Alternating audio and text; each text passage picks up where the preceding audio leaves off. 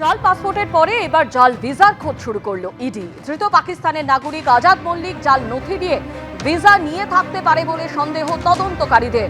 বিদেশ মন্ত্রকের কাছে তার ভিসা সংক্রান্ত সব নথি চেয়েছে ইডি। আজাদ ভিসার আবেদন করার সময় কি কি নথি জমা দিয়েছিল তাও জানতে চাওয়া হয়েছে।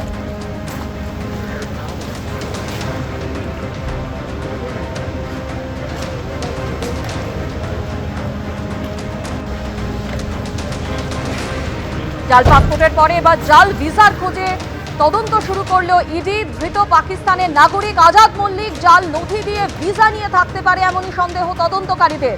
বিদেশ মন্ত্রকের কাছে তার ভিসা সংক্রান্ত সব নথি চেয়েছে ইডি।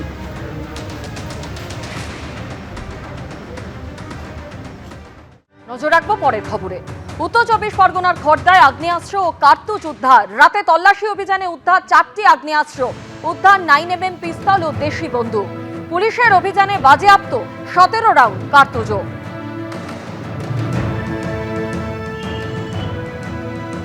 আমরা এই মুহূর্তে রয়েছি পানিহাটি পুরসভার 7 নম্বর ওয়ার্ডে মৌলানা সেলিম রোডে, এবং আমার সামনে যে বাড়ি আমরা দেখাচ্ছি এই বাড়িতে নাঈম আনসারি তিনি থাকেন। গতকাল রাতে এখানেই খড়দা থানা এবং কামারহাটি থানা তারা জয়েন্টলি একটা তল্লাশি অভিযান চালায় এবং বিপুল অস্ত্র এই বাড়ির ভেতর থেকে রিকভারি হয়েছে। ব্যারাকপুর পুলিশ কমিশনারেটের তরফ থেকে বলা হচ্ছে যে 5 রাউন্ড ইম্প্রোভাইজড কান্ট্রি মেড 5টি improvised country made pipe guns পাওয়া গেছে। এছাড়াও 4 রাউন্ড 8mm লাইভ অ্যামুনিশনস পাওয়া গেছে, 5 রাউন্ড .38 লাইভ অ্যামুনিশনস পাওয়া গেছে, 3 রাউন্ড 7.62mm লাইভ যে অ্যামুনিশনস সেটা পাওয়া গেছে এবং 1 রাউন্ড .318 লাইভ অ্যামুনিশনস সেটাও ওই বাড়ি থেকে রিকভারি হয়েছে। ঠিক কী কারণেই নাঈম আনসারি বাড়িতে এত অস্ত্র এবং সেগুলো মজুত করে রেখেছিলেন সেটা এখনো পর্যন্ত অস্পষ্ট। ব্যারাকপুর পুলিশ কমিশনারেট বলছে যে আজকে সকাল 7:35 তাকে অফিসিয়ালি অ্যারেস্ট শো করা হয়েছে।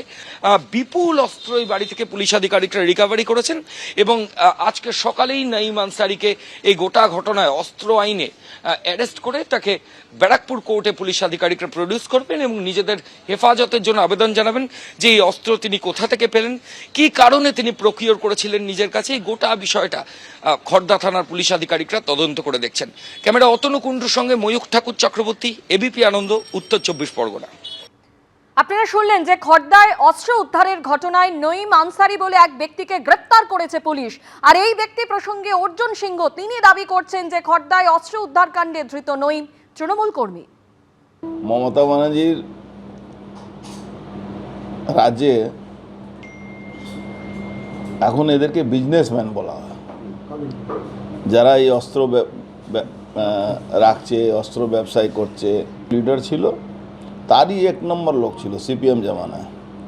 ক্ষমতা যখন চেঞ্জ হয়ে রাতারাতি চেঞ্জ হয়ে তৃণমূলের 1 নম্বর লোক হয়ে গেছে এই নেপালি নঈম আলী উর্ফ নেপালি। আর অফিসিয়ালি ব্যবসা করে, আমি জানি না অতদিন পরে পুলিশ কি করে জানে। অফিসিয়ালি ব্যবসা করে, সরকার যার থাকে তার সঙ্গে থাকে, সরকারি নেতাদেরকে অস্ত্রশস্ত্র দেয়, সরকারি লোকগুলোকে সব ব্যবস্থা করে। ধরা পড়েছে আমার যতটুকু বুঝতে পারছি, কোনো এজেন্সি কোনো ফোন ট্র্যাপ করে পেয়েছে, এজেন্সি ইনপুটের উপরে এরা ধরতে বাধ্য হয়েছে।